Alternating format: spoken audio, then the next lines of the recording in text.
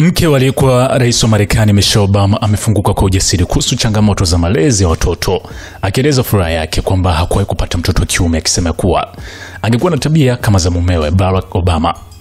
Katika mazungumzo ya kina kwenye podcast yake ya E-Monkey, Michelle alizungumza pamoja na kaka yake Craig Robinson na mtangazaji maarufu wa radio ya Hot 97 Aaron Martinez, wakijadili kuhusu malezi ya watoto katika dunia ya sasa. Michelle alisisitiza umuhimu wa kuandaa wavulana kwa changamoto halisi za maisha badala ya kuwawekea mazingira mepesi yasiyowasaidia kukua kifikra na kihisia. Tafadhali akina mama, waandalieni hawa wavulana maisha, waandalieni maumivu na kukatishwa tamaa. Wafundisheni kuwa na uthabiti. Uweze kufanya hivyo kama unamchunguzia marafiki au unamfanyia kila kitu akiwa mdogo, hata kuwa tayari kwa dunia halisi, alisema Michelle. Watu sema akina mama walea mabinti na kuwapenda tu wavulana, lakini mimi nasema mpende mwanao wa kiume, lakini mlee pia. Mlee kuwa na nguvu, mfundishe jinsi ya kukabiliana na hali kama kukamatwa na polisi, lakini pia mfundishe mawasiliano katika ndoa na kuwa baba msikivu.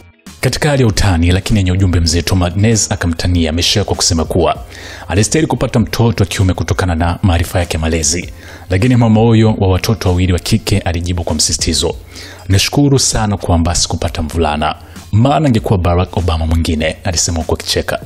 Martinez alijibu kwa ucheshi, "Haiwezekani, baby Barack ingekuwa poa sana." Kaka yake Michelle aitwaye Craig Robinson naye aliongeza kwa kusema kwamba alikopa tu wavulana wetu, akimaanisha jinsi Michelle alivyojifunza kuhusu kulea wavulana kupitia watoto wa familia yake ya karibu.